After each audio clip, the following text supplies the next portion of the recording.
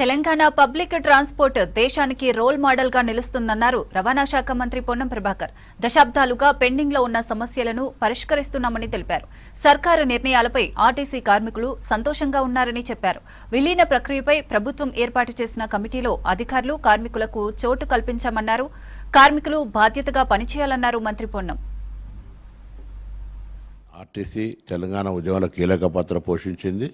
వారు మా కుటుంబ సభ్యులు ఈ ప్రభుత్వం పూర్తిగా పారదర్శకంగా ప్రజాపాలన ప్రకారంగా వాళ్ళకు అన్ని రకాల సహకారం చేస్తామని చెప్పింది. కానీ గత 10 సంవత్సరాలుగా ఆర్థిక పరిస్థితి ఏ విధంగా విచ్ఛిన్నమైందో ఇప్పుడున్నటువంటి పరిస్థితుల్లో వెంటనే నిర్ణయం తీసుకోలేకపోవచ్చు, కానీ కన్సర్న్ ఉంది. సో దానిలో భాగంగానే నిన్న దాదాపు 15 గంటల పైన డిప్యూటీ ముఖ్యమంత్రి గారు 4 మంత్రులను కూర్చొని అనేక దఫాలుగా అనేక సందర్భాల్లో వాళ్ళకు సంబంధించిన మంచి చెడు ఆకాంక్షలు ఎక్కువ ఉండొచ్చు, వాస్తవ పరిస్థితిని కూడా మనం చర్చ చేసుకున్నప్పటికీ దాన్ని ముందు వాళ్ళకు చెప్పి అన్ని రకాల అంశాల పరిష్కారం చేసినాం. ఇందులో ఒకటే దురదృష్టకర సంఘటన ఏంటంటే శంకర్ గౌడ్ గారి మృతి. ఆ శంకర్ గౌడ్ గారి మృతిని కూడా పూర్తిగా కొన్ని రాజకీయ పార్టీలు నీచాతినిచితంగా రాజకీయాలు ఇటువంటి నీచ రాజకీయాలు చేద్దాన్ని మాత్రం కోరుతా ఉన్నాం. గుర్తింపు సంఘాల ఎన్నికలు జరగగానే అందులో ఉన్నటువంటి ప్రతినిధులను తీసుకొని విలీన ప్రక్రియకు సంబంధించి అధికారులను ఆ ప్రతినిధులను కలిపి వాళ్ళలాగా తొందరపడి మళ్ళీ ఇబ్బందులు ఎదుర్కొనే పరిస్థితి కాకుండా ఇది దాదాపు రోజు 65 లక్షల మంది ప్రయాణం చేసేటువంటి ఒక ప్రజా రవాణా వ్యవస్థ. ప్రభుత్వం తీసుకునే నిర్ణయంతో ఆ ప్రజా రవాణా వ్యవస్థకు ఇబ్బంది కలగద్దు, ఇంకా మెరుగైన సేవలు అందడానికి ప్రయత్నం జరగాలి. Number 1 concept. నెంబర్ 2 దాదాపు 40,000 కుటుంబాల ఉద్యోగాలకు సంబంధించినటువంటి జీవితాలకు సంబంధించినటువంటి అంశం ముడిపడింది. అక్కడ కూడా ఈ యొక్క మెర్జర్ ద్వారా వాళ్ళకు కూడా కొంత ఉపశమనం లాభం జరగాలి.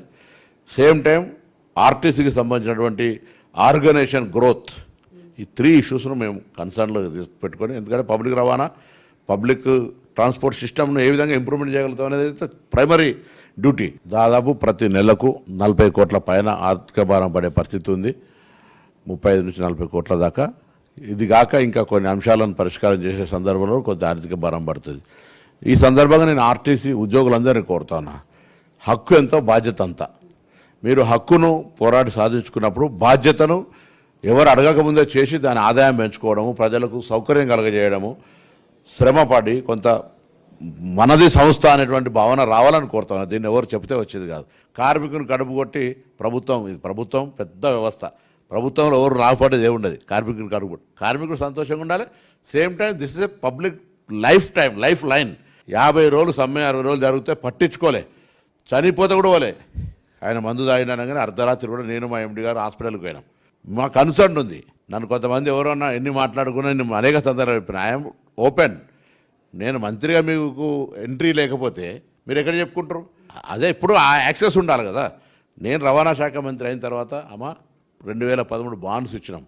హాస్పిటల్ నుంచి రెఫరల్ పోకుండా అన్ని హార్ట్కి సంబంధించిన దాంతో సహా డెవలప్మెంట్ చేసినాం. 2017 పిఆర్సీ ఇచ్చినాం. అదేవిధంగా కారుణ్య నియామకాలు ఇస్తా ఉన్నాం.